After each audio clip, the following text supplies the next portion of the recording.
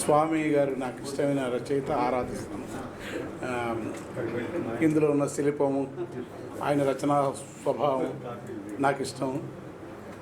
వారంటే చాలా గౌరవం. సత్యం వ్యక్తిగతంగా బాహ్యానికి అంతరంగానికి ఏమాత్రం లేని మనిషి. తను ఏం నమ్ముతాడో అది చెప్తాడు, అందులో ఏ సందేహం లేదు. వివాదాలు ఉన్నాయి ఏం లేదు, ఎందుకంటే ఇందులో ఇస్లాం కలందర్ బాబా గురించి చెప్పినప్పుడు,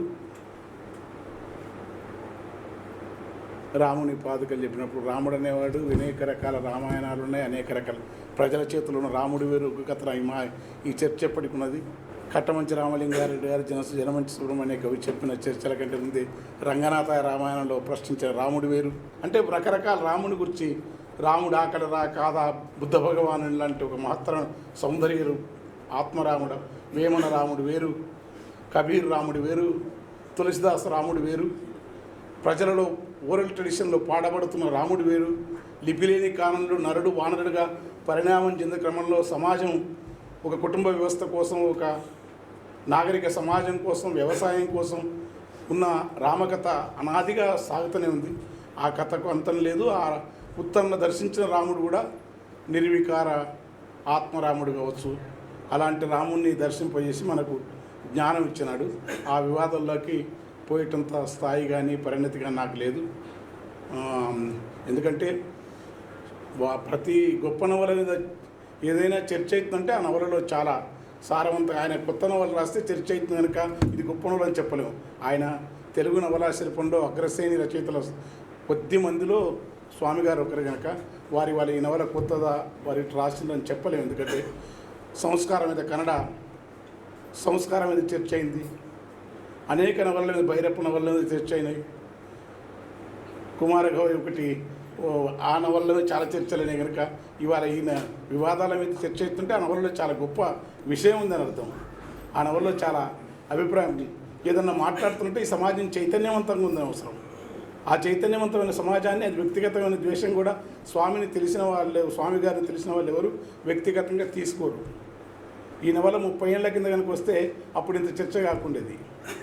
ఇవాళ దేశంలో ఉన్న పరిస్థితుల వల్ల కొంత అలాంటి అవకాశం ఏర్పడ్డది. అది దానికి నేను సమాధానం ఇవ్వలేదని. కానీ మా దగ్గర ఆనగుంది అమ్మవారు ఉంది, మాణిక్యమ్మ మహాయోగిని. ఆమె చెప్తుంది, శివరాత్రి నాడు నేను గుల్బర్గా దర్గానుంటా, శివరాత్రి నాడు నేను గుల్బర్గా దర్గానుంటా, రంజాన్ నాడు నేను శ్రీశైలంలో ఉంటాను చెప్పున్నాయి. ఇక్కడ అచలము, సిద్ధులు, స్వామిగారి చర్చ లోతైన విషయాలు, ఉత్తపైతం లాంటి పద్ధతి, సూఫీజం, కలందర భావం మట్టిలో ఆడికొక్కటి చాలు. ఈ మతంలో హిందుత్వంని, రాముణ్ణి ఎత్తినాడు మత ద్వేషాలకి. ఆ దర్గా ముందు బాబా బందే నవాశిష్యుడు కలందర్ బాబా ఆ మట్టిలో ఆడుకునే దృశ్యం చూడండి. మీరు నమ్ముతున్నమురు అలాంటి బాబాలను నేను చాలామంది చూసినాను. నేను సురేంద్రరాజు గారు ఇక్కడే ఉన్నారు, అచల మహాయోగులు, అవధూతలు, వాళ్ళని దర్శించుకున్నాం. అది హిందువుల్లోనే కాదు, ముస్లింలు ఉంటారు. ముస్లింలు హైదరాబాద్లో ఒక పాత బస్తుంది, అక్కడ మహాత్ముడు ఎప్పుడు ఇట్లా పెట్టుకొని నమాజ్ చేస్తుంటాడు, డబ్బులు ఇచ్చే తీసుకోడు, పట్టించుకోడు. షిరిడి సాయిబాబా అట్లాంటి వాళ్ళే, బందే నవాజ్ అట్లాంటి. విశ్వద్దీన్ అని ఉత్తరాస్పల్లిలో ఒక కవీశ్వరు ఉన్నాడు మా తెలంగాణలో, అతను అట్లాంటి వాడే. హమదుద్దీన్ అట్లాంటి వాడే, అల్లాజంటే అని అట్లాంటి వాళ్ళే. కనుక ఆ చర్చ కూడా ఇందులో ఉంది అద్భుతంగా. మరి చెప్పులు కుట్టే ఆచారం కసాపూర్లో ఉంది, కురుమూర్తి జాతరలో ఉంది.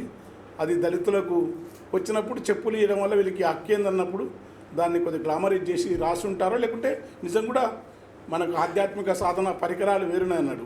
అవును, బౌద్ధులకు ఉన్న పరికరాలు కూడా వేరు. బౌద్ధం ఆలోచించే వాళ్ళు బుద్ధిస్టులు, అవధూతలు. కాకపోతే ఇవాళ ఏంటంటే ప్రతిదీ వివాదాస్పదం, మతాల పేరుతో జరుగుతున్న వివాదాస్పదములు. ఈ నవల ఖచ్చితంగా అలాంటి చర్చ జరుగుతుంది. అలా చేస్తున్న మిత్రుడు ఎవరు, స్వామి పట్ల వ్యక్తిగతంగా గౌరవం కానీ, స్వామి పట్ల అవమానం చేసి, స్వామి గారి పట్ల అవమానం చేసే ఆలోచన కానీ లేదు. కానీ సమాజంలో జరుగుతున్న ఒక దారుణత్వం,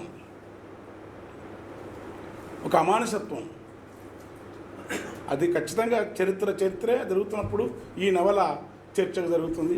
నాకేంటంటే నేను చాలా ఇష్టం, నాకు నమ్మ తిరుప్పానవాళ్ళ వాటిలోకి ప్రబంధాల్లోకి తిరుమంగయ్యాల వారు వాటిలో పోను. కానీ ఎవరు కాదనుకున్న శైవం వారు స్వతసిద్ధంగా శైవ మూలాలు ఉన్నవాళ్ళు.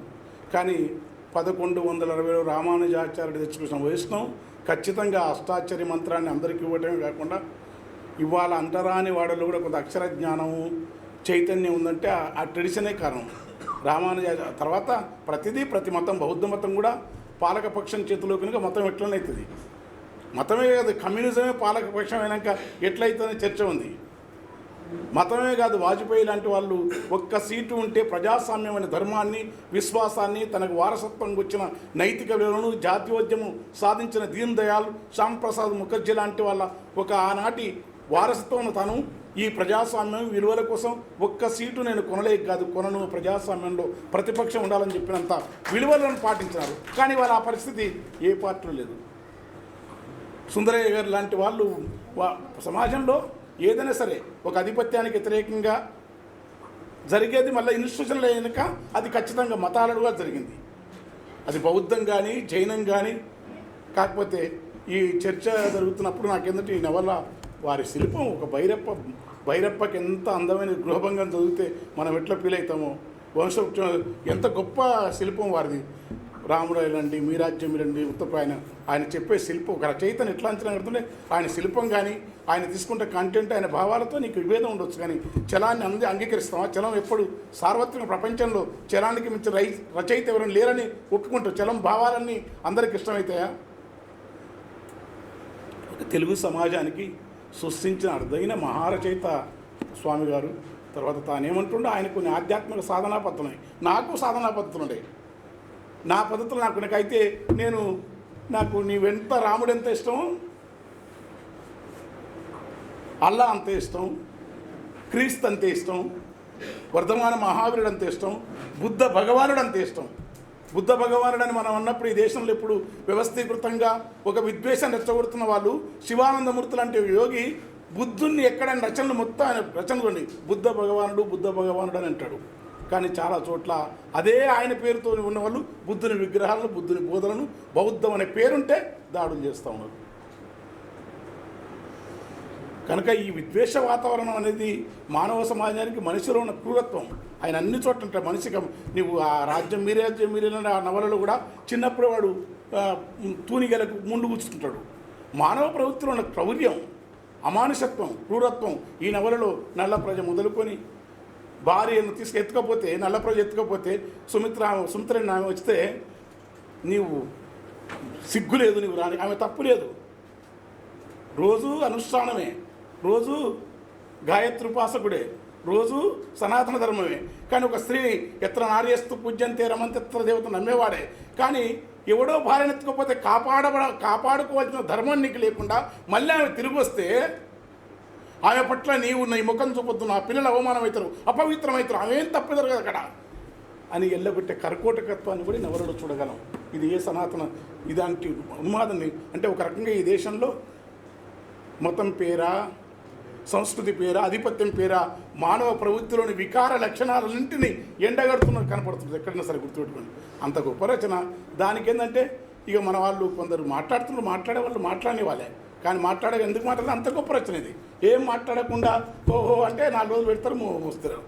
అది అట్లా కాదు. ఇందులో చాలా చరిత్ర ఉంది. నేను 800 ఏక బిగిన చదివినాను. నేను చదివి అప్పుడప్పుడు అంటే ఏదో మాటలు రాసుకున్నాను. నేను కూడా రాసినాను. ఆయనకు వినయంగా నారాయణ స్వామి గారి పట్ల, బండారాయణ స్వామి గారి పట్ల గౌరవంతో అది నాకు సంబంధించి అయితే ఇప్పటికీ దేవునికి అన్ననాడు తిరుపతి అసలు ఈ విగ్రహాలు, పూజలు ఇవన్నీ ఆది హిందూ మతంలో లేదు. మేలైన ఆకాశ, పృథ్వీ, జలము, అగ్ని, గాలితో కూడిన మూలము లేనిది గురు అచలం. అదే మేలే అచలం, సిద్ధ సాంప్రదాయం, అఘోర సాంప్రదాయం, అవధూత సాంప్రదాయం ఇవన్నీ ఆచార సాంప్రదాయానికి వ్యతిరేకమైన భిన్నమైన నాద సాంప్రదాయం ఉంది. ఆచార్య సంప్రదాయానికి భిన్నమైన ఒక ఆధిపత్య పురోహిత వర్గానికి భిన్నమైన గొప్ప సాంప్రదాయం ఉంది. హిందూ మతం అంటే ఎవరి అట్లా సంకుచితం చేసి మార్మికం చేసి హింసను కాదు, దయాన్వితమైన చిన్న పుండు ఉంటే ఈ పుండులో ఉన్న స్వామి చెప్తాడు మనం ఆ పుండులో ఉన్న మందు తీసుకుంటే ఆ పురుగులు చచ్చిపోతాయి అనుకునే మహాయోగులు ఉన్నారు. వాళ్ళకేమీ సంబంధం లేదు. వెంటనే చిన్న మాట అంటే సంపండి కొట్టండి అనే మానసత్వం అది ధర్మం కానే కాదు. అది ధర్మమే కాదు. ధర్మం పేరుతో రాజ్యం వేరు, ధర్మం వేరు, మతం వేరు, రాజ్యం వేరు. మతానికి రాజ్యానికి సంబంధం ఉండకూడదు. మతం ధార్మికమైనది, పవిత్రమైంది. మతంలో ఉన్న మతం అన్నంత మాత్రాన ఉండకూడదు. అనేక ప్రశ్నలు సమాజంలో శాస్త్ర విజ్ఞానం పరిష్కరించలేనివి, మానవ ప్రవృత్తిలో క్రూరత్వానికి సంబంధించినవి, ఆత్మగతంగా తనలోకి తను చూసుకోలేనివి.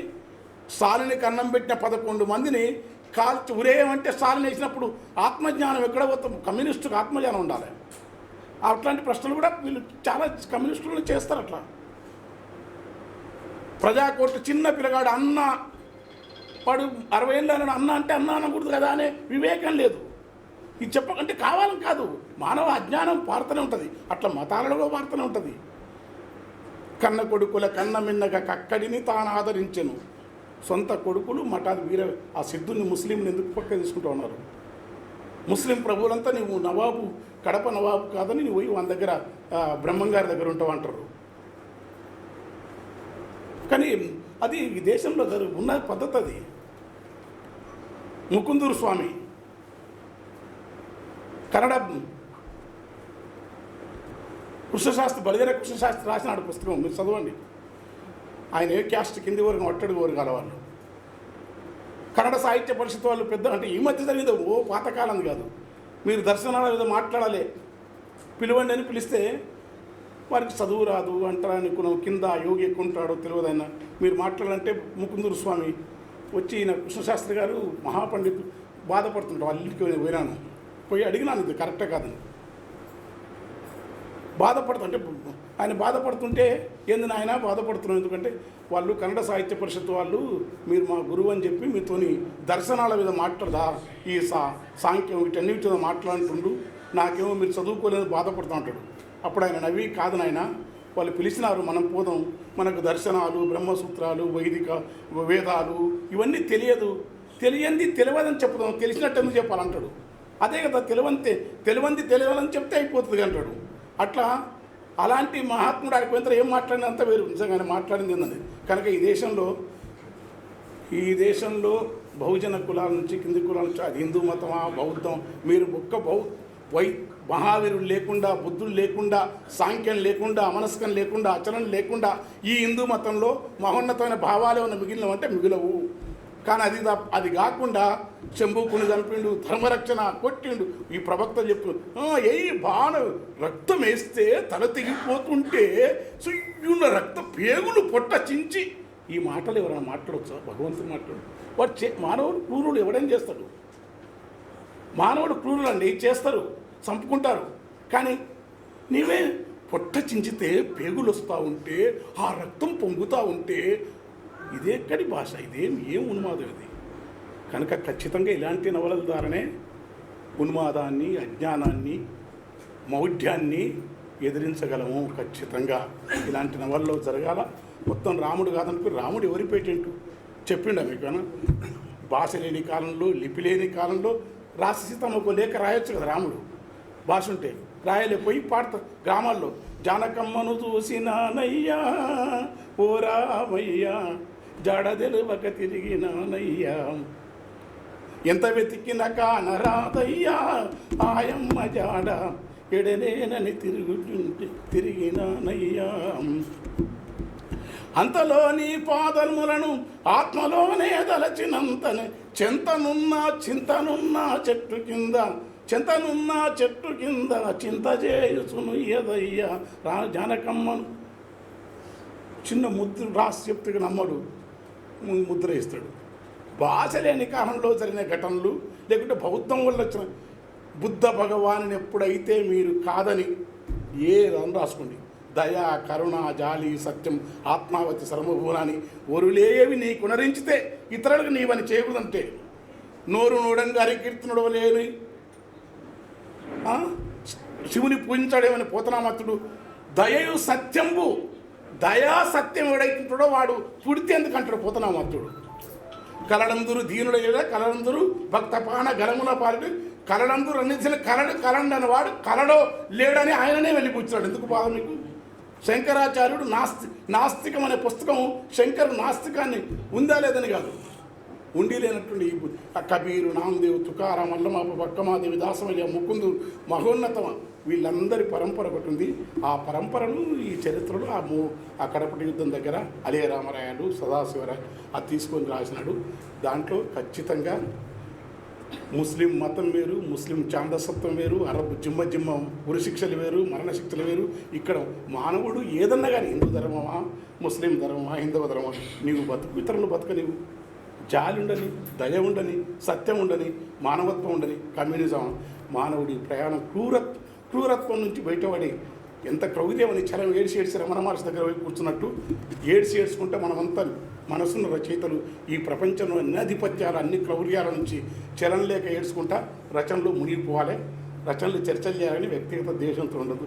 స్వామి గారి పుస్తకాన్ని ఆవిష్కరించే భాగ్యం కలగటం నాకు బాగా ఇష్టం. నేను చదివిన, ఎందుకంటే శిల్పం, ఆయన శిల్పం, ఆయన రచనా శైలి, ఆయన ఇంత సబ్జెక్ట్ను రాస్తే నేను ముందు చాలా చరిత్ర నవలైనా కానీ ఎక్కడో ఆగిపోబో ఏంద్ర ఆయనో ఏంద్ర తిరిగి చూసుకోవాల్సి వస్తుంది.